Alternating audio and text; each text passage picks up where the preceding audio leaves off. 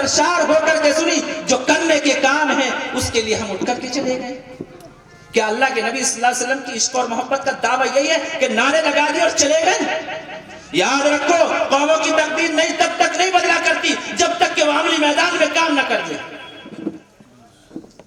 اب میں دور نہیں جاتا ہوں، بہرحال قریب آتا ہوں۔ 1857 کی جنگ آزادی ہوئی۔ 1831 میں مارکہ بالاکوٹ ہوا، اور 1803 کے اندر لارڈ میکالے نے نظام قائم کر دیا، اور اس کا نظام یہ تھا کہ نسلیں بھی تباہ کرنی اور فصلیں بھی تباہ کرنی۔ میں نے 2 لفظ کہے ہیں، بہت علماء سے معذرت کے ساتھ اور آپ حضرات سے بہت توجہ کے ساتھ۔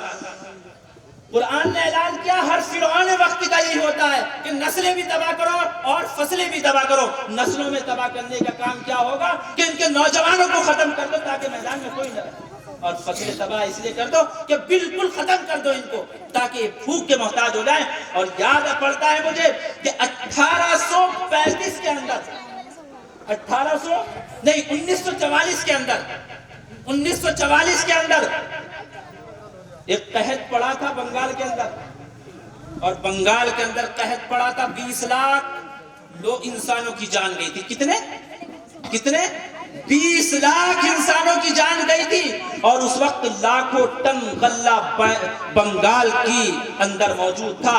انگریز نے جب یہ دیکھا کہ بھوکے مر رہے ہیں تو وائسرائے برطانیہ کو لکھا کہ میاں ہندوستانی مر رہے ہیں، یہ تباہ و برباد ہو رہے ہیں، آپ ان کو غلہ دو، غلہ موجود ہے۔ کیا فرمایا تھا؟ وہاں کے علماء تو نہیں مرے۔ کیا لفظ تھا؟ مدارس تو ختم نہیں ہوئے، علماء تو نہیں مرے، وہاں کے حریت پسند تو نہیں مرے۔ بہرحال میں اشاروں میں بات کر رہا ہوں، وہاں کے حریت پسند تو نہیں مرے۔ یہ ہوا ہمارے ساتھ۔ اور ایک کتاب ایک ہمارے برادر وطن نے لکھی ہے، ہم یہ کہتے ہیں کہ 2 لاکھ مسلمان شہید ہوئے۔ خود ہمارے برادر وطن کی ایک تحقیق ہے، 1857 کی جنگ آزادی اور اس کے بعد تک 2 کروڑ مسلمان شہید ہوئے۔ اس سے پہلے یہ ہندوستان اقلیت میں نہیں تھا، اکثریت میں تھا۔ اس کو اقلیت بنایا گیا، بہت جان بوجھ کے بنایا گیا۔ نسلوں کو تباہ کرنے کے لیے مدرسوں پر بلڈوزر چلایا گیا، فصلوں کو تباہ کرنے کے لیے ہمارے علماء کی گردنوں کو کاٹا گیا، فصلوں کو تباہ کرنے کے لیے ہمارے جو اعلیٰ درجے کے تاجر لوگ تھے ان کے پیسوں کے اوپر ناجائز قبضہ کیا، بادشاہوں کو غلام بنایا گیا۔ یہ ہے حالات۔ جب ان حالات میں ہم چلے آئے، دیکھا سمجھا کہ موجودہ وقت کا فرعون وہ پوری للکار کے ساتھ ہمارے نسلوں کو بھی تباہ کر رہا ہے، فصلوں کو بھی تباہ کر رہا ہے، پھر علماء خاموشی کے ساتھ اٹھے اور انہوں نے ہندوستان کے اسی عظیم جگہ کے اندر دارالعلوم دیوبند کی بنیاد رکھی۔ 1866 ہے،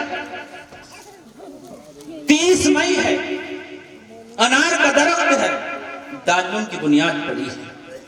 کیوں پڑی ہے؟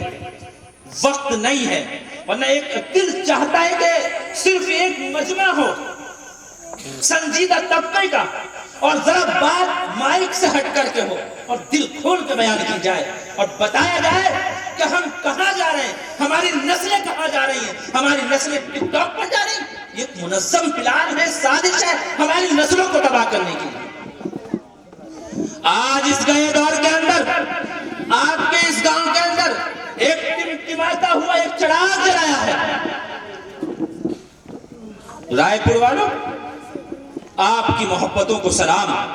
آج یہ 3را پروگرام، ہر پہلے پروگرام سے لے کر کے اب تک اللہ کا فضل میری حاضری ہو رہی ہے، دن بدن بڑھتا جا رہا ہے۔ یہ سب آپ کی محبتوں کے نتائج ہیں۔ انشاءاللہ اس کا اجر اللہ آپ کو دیں گے۔ لیکن سچائی یہ ہے، اگر نسلوں کو تباہ و بربادی سے بچانا ہے، فرائض وقت سے بچانا ہے، فصلوں کو تباہ و برباد ہونے سے بچانا ہے، تو یاد رکھو اس ٹمٹماتے چراغ کو ایک روشن سورج بنا ڈالو اور بہت سنجیدگی کے ساتھ آپ کام میں لگ جائیے اور کہیے کہ اب یہاں پر انشاءاللہ ایک اچھا عظیم ادارہ قائم کریں گے ہم انشاءاللہ، اور اس کے لیے ایک اچھی سی جگہ قائم دیں گے ہم انشاءاللہ۔ ابھی تک یہ ادارہ غالباً میرے علم میں تو کرائے کی جگہ پر ہی چل رہا ہے، 120 بچے یہاں پر موجود، اس کی زمین نہیں ہے۔ سال گزشتہ میں آپ سے وعدہ لے کر کے گیا تھا آئندہ جب آئیں گے تو زمین ہوگی، لیکن بہرحال کچھ تو مجبوریاں رہی ہوں گی۔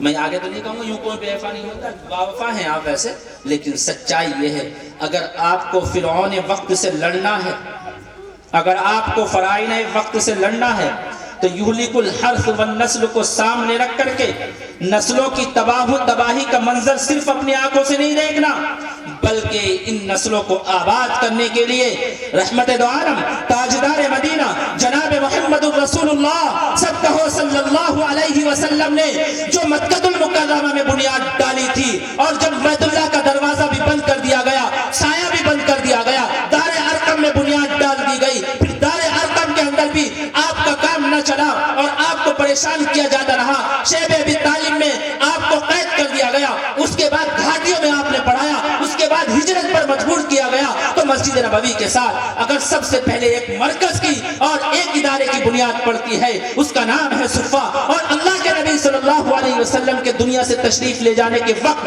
ایک روایت کے مطابق، ایک تاریخ کے مطابق 9 مدرسے تھے، اور دوسری روایت کے مطابق 20 بڑے ادارے تھے جس پر ہمارے بچوں کی تعلیم و تربیت کا انتظام ہوتا تھا۔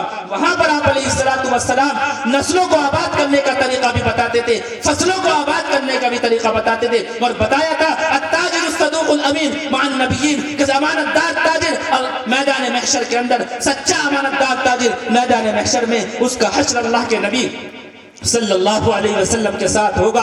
آپ نے فصلوں کو بھی بچایا ہے، نسلوں کو بھی بچایا ہے۔ اگر ہم چاہتے ہیں کہ فرعون وقت سے لڑے، اگر ہم یہ چاہتے ہیں کہ ہماری قوم آباد ہو، ہم یہ چاہتے ہیں ہمارا نوجوان اس کے اندر دینی حمیت، دینی جرأت، دینی شجاعت پیدا ہو جائے، تو ضرورت اس بات کی ہے کہ اپنے مدارس کو اور اپنے مکاتب کے چال کو، اپنے علماء کے ہاتھوں کو مضبوط کرو۔ کریں گے انشاءاللہ؟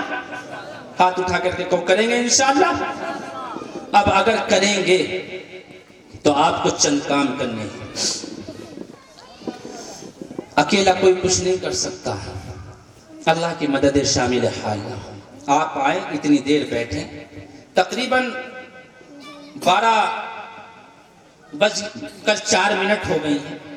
یہ وقت نہیں ہے کہ کوئی لمبی گفتگو کی جائے، صدر محترم کا بھی خطاب اور پھر دعا ہونی ہے، لیکن آپ کو چند کام یہ کرنے ہیں۔ نمبر 1، روزانہ اپنی کمائی میں سے کچھ پیسے نکال کر کے، چاہے ایک ہی روپیہ ہے، آپ نکال کر کے مدرسے کے نام پر رکھیے۔ نمبر 2، آپ دعائیں کیجیے۔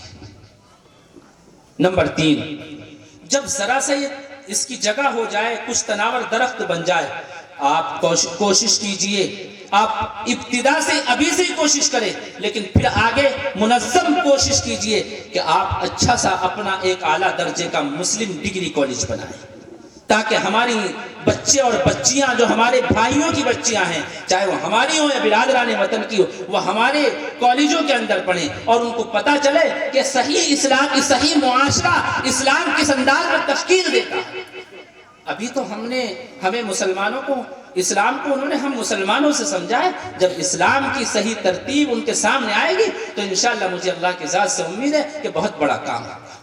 خیر، بہرحال میں نے آپ کو خلاصہ پیش کر بات ختم کر دوں۔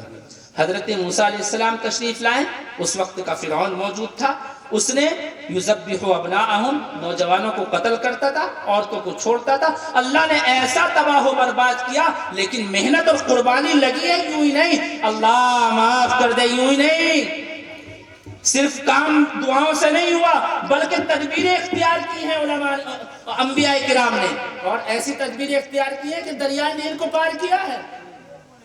یہ تدبیریں ہیں۔ دریا راستہ تب دیتا ہے جب قوت ہو، عزم ہو، حوصلہ ہو۔ ہم میں حوصلے نہیں اور دعائیں کرتے ہیں اندر بیٹھ کر کے۔ کرو دعائیں۔ اللہ کے نبی صلی اللہ علیہ وسلم سے زیادہ دعا کون کر سکتا ہے؟ کیا صحابہ سے زیادہ دعائیں کر سکتے ہیں؟